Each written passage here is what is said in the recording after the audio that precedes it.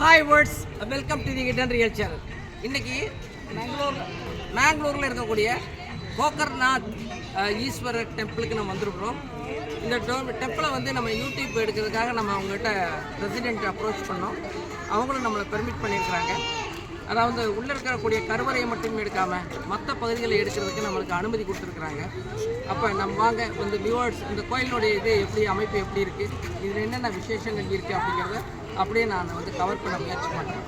நீங்கள் என்னை ஃபாலோ பண்ணிக்கிட்டே வாங்க. இதுதான் வந்து என்ட்ரன்ஸினுடைய ரெண்டு பக்கமும் பார்த்தீங்கன்னா ரெண்டு யானை வந்து மாலையை தூக்கிட்டு இருக்க மாதிரி அமைப்பு. அதை தாண்டி உள்ளே போனோம் சொன்னீங்கன்னா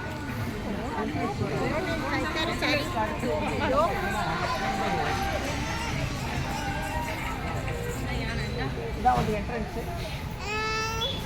என்ட்ரன்ஸுடைய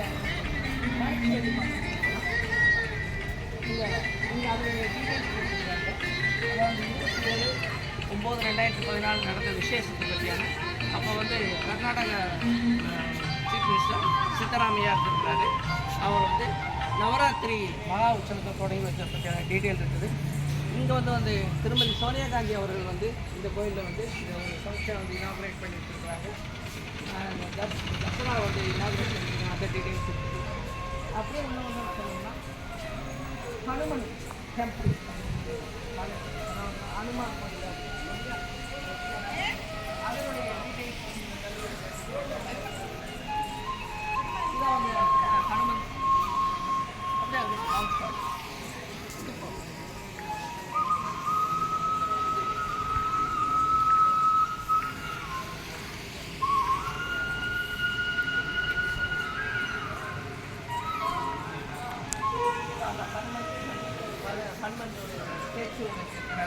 இதை எடுக்கிறதுக்கெல்லாம் நம்மளுக்கு கொஞ்சம் பண்ணலாங்க.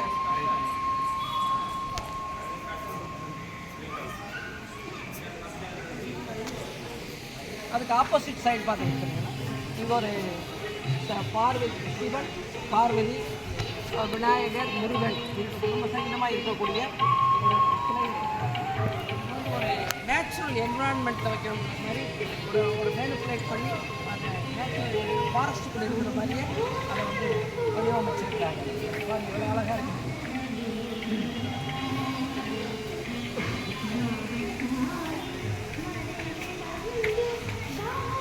கைலாயத்தில் இருக்கிறது போலயே அவங்க வந்து அதை வந்து மேனிப்புலேட் பண்ணி அதை வந்து ட்ரை பண்ணியிருக்கிறாங்க.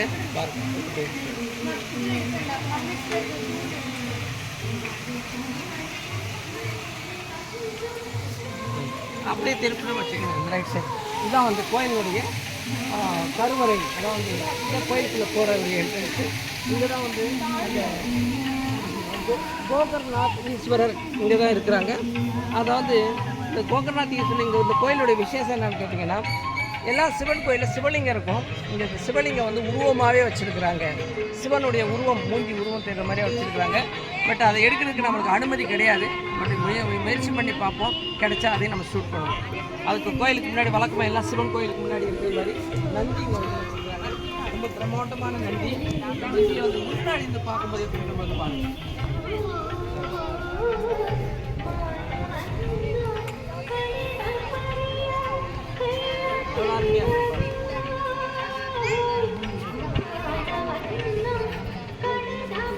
அப்படி நந்தியிலிருந்து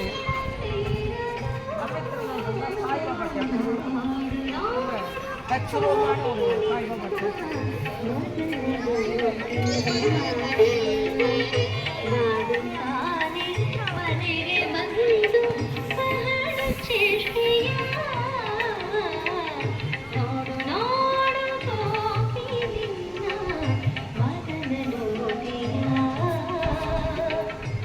சாய்பாபா டெம்பிளுக்கு பார்த்தீங்கன்னா இந்த கோயிலுடைய மெயின் டெம்பிளுடைய ஒரு சைடு தெரியுது. அழகான ஒரு ஆர்கிடெக்சர், சவுத் இந்தியன், அதாவது இந்தியன் டெம்பிளுடைய ஆர்கிடெக்சர் அப்படியே வந்து பிரதிபலிக்கிறாங்க. பார்த்தீங்கன்னா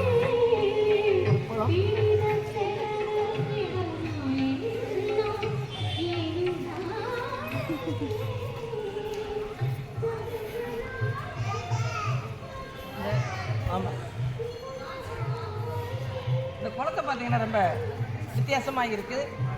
வழக்கமாக நம்ம கோயிலில் குளம் வந்திருக்கும், குளத்துல மட்டும் இருக்கும். இங்கே வந்து என்ன பண்ணுங்க, அந்த குளத்தினுடைய கரையை வந்து சிவனுடைய வேறு வேறு போய்ச்சரில் வேறு வேறு எப்படி சொல்கிறது, வேறு வேறு நிலைகளில் இவங்க காட்டியிருக்காங்க பாருங்கள்.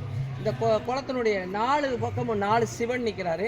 4 சிவனுமே 4 விதமான மனநிலையில் இருக்கிற மாதிரி இவங்க வந்து இந்த வடிவமைச்சிருக்கிறாங்க.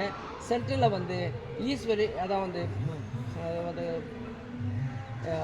பார்வதி வித் விநாயகர் அண்டு முருகனோட இருக்கக்கூடிய ஒரு இருக்குது. 2 பக்கம் இந்த நந்தி ஒன்று இருக்குது. ஸோ இது ஃபுல்லாக ஒரு கைலாயத்தில் இருக்கிறது போல் மறுபடியும் இதையும் அந்த கைலாயத்தில் இருக்கக்கூடிய நிலையை அவங்க வந்து மேனிப்புலேட் பண்ணுறதுக்கான இங்கே ஒரு முயற்சியும் எடுத்திருக்கிறாங்க. ஏன்னா இந்த தடாகத்தையும் அந்த மாதிரி ஒரு கைலாயமான ஒரு சூழலை உருவாக்குறதுக்கான ஒரு அமைப்பை இவங்க ட்ரை பண்ணியிருக்கிறாங்க.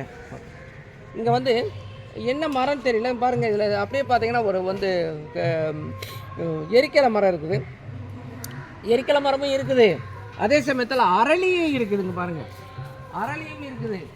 இதில் எது வந்து தலை விருஷம்னு தெரியலை. அநேகமாக வந்து இங்கே இருக்கிறது வந்து எருக்கு தான் தலை விருஷமாக இருக்குன்னு நினைக்கிறேன்.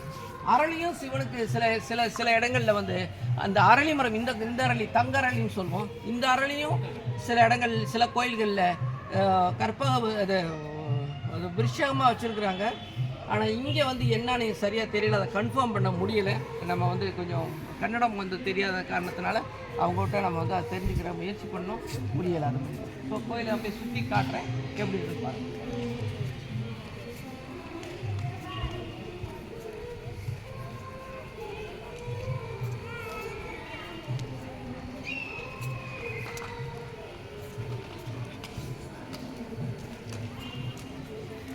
எப்படி மீனாட்சி அம்மன் கோயிலில் அந்த 4 வழிகள் இருக்குதோ அதே போல் இந்த கோயிலையும் 4 வழி இருக்குது. இது வடக்கு வழி, அதே அதுக்கு ஆப்போசிட் தெற்கே ஒன்று இருக்குது. ஃப்ரண்ட் சைடு வந்து கிழக்கு பார்த்து இருக்குது. மேற்கு இல்லை, 3 வழி தான் இருக்குது. மேற்கு வந்து வழி வைக்கல அவங்க.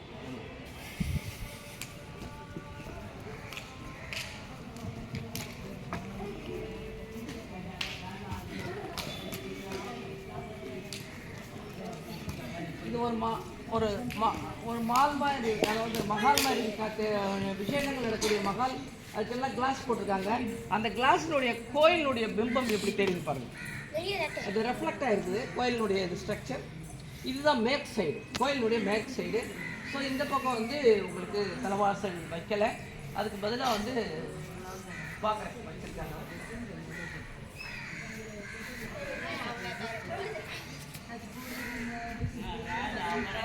கோயிலான்னு தெரியல, பட் இங்கே ஒரு வாசல் வச்சிருக்கிறாங்க. பட் இதை யாரும் யூஸ் பண்ணலை அப்படிங்கிற விஷயம் நம்மளுக்கு தெரியுது. பட் இது ஒரு கோயிலா இல்லை வாயிலா அப்படின்னு தெரியல.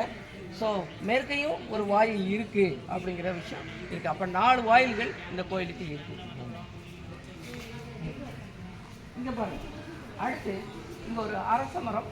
இந்த அரச மரத்துக்கு கீழே எப்படி நம்ம ஊரில் வந்து விநாயகரை வச்சுட்டு அதை வழிபடுறதுக்கு ஒரு பீடை மாதிரி அமைச்சு வருவாங்களோ, ஆனால் இங்கே இருக்கிறது விநாயகர் இல்லை, குரு டாட்டீஸ்வரையா அப்படின்னு சொல்லி ஒரு சாமி.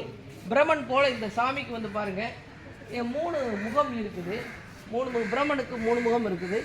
அது வந்து என்னன்னு அதை பற்றியான டீட்டெயில் நம்மளுக்கு தெரியலை. ஆனால் இங்கே வந்து இதை வந்து சுற்றி வராங்க, எல்லாருமே வந்து இதை சுற்றி வர்றாங்க. அது வந்து பசுமாட்டினுடைய முன்னாடி நிற்கிற மாதிரி இருக்குது. ஏன்னா ஸ்ரீ குரு டேட்டீரையா அப்படி சொல்லி இந்த மேலே இருக்குது பாருங்கள். நான் கரெக்டாக ப்ரொனவுன்ஸ் பண்ணணும் என்னன்னு தெரியலை. அந்த மேலே இருக்குது, நீங்கள் கரெக்டாக ப்ரொனவுன்ஸ் பண்ணிக்கங்க. மேலே இது கோயிலோட அதர் சைடு.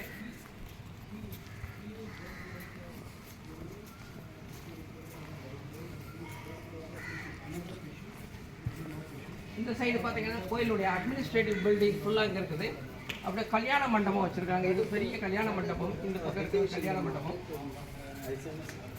கல்யாணம் போன்ற நிகழ்ச்சியை இந்த கோயிலில் நடத்திக்கிறாங்க. இங்கே ஒரு விசேஷ காலங்களில் நடத்துறதுக்கு ஒரு ஸ்டேஜ் போட்டுருக்குறாங்க. முன்னாடி இங்கே வந்து பொதுமக்கள்லாம் அசம்பிள் ஆகிறதுக்கான ஒரு பேஸும் கொடுத்துருக்குறாங்க. ஸோ இதை அடுத்து உள்ளே வந்துருச்சுன்னா இது ஒரு அம்பாள் கோயில் மாதிரி தெரியுது, பெண் தேவதையோட கோயில் மாதிரி தெரியுது. என்ன கோயில்னு சொல்லி பார்க்கலாம். அந்த கோயிலுக்கு முன்னாடி ஆக்சுவலி அதாவது மகாபாரதத்தில் கிருஷ்ணன் வந்து அர்ஜுனனுக்கு வந்து இந்த கீதா உபாச்சாரம் பண்ணுவார் இல்லையா, அந்த இதை வந்து ஒரு தேர்வில் வந்து அப்படியே வடிவமைச்சிருக்கிறாங்க. ரொம்ப ரம்மியமாக இருக்குது, அழகாக இருக்குது. இந்த பக்கம் வந்து பாருங்கள், அது அங்கேருந்து கவர் பண்ண இன்னும் அழகாக இருக்கும்.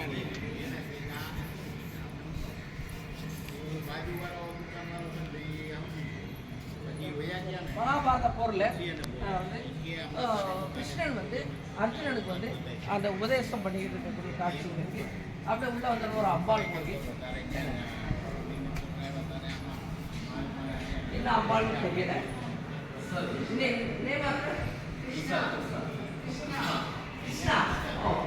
சாரி, நான் அம்பாள் கோயில் சொன்னேன். இந்த அம்பாள் கோயில் இது ஒரு கிருஷ்ணன் கோயில்.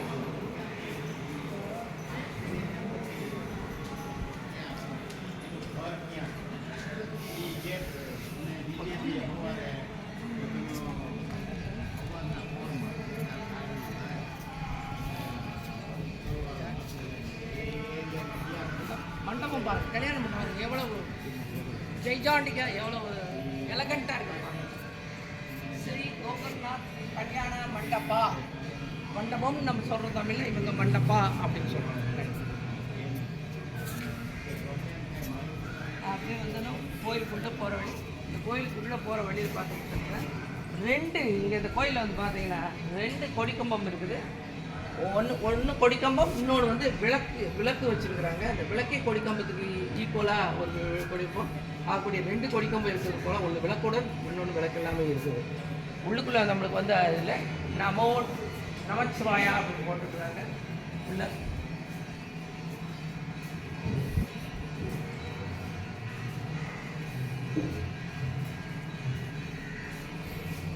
அதெல்லாம் படிக்கணும்.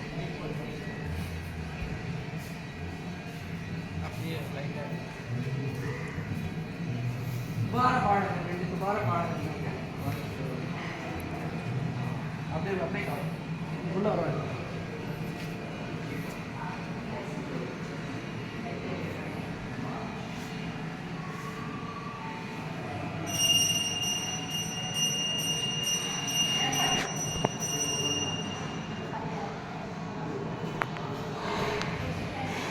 ஓகே, மீண்டும் வேற ஒரு பதிவில் வேற ஒரு கோயிலில் நம்ம இன்னைக்கு சந்திக்கலாம்.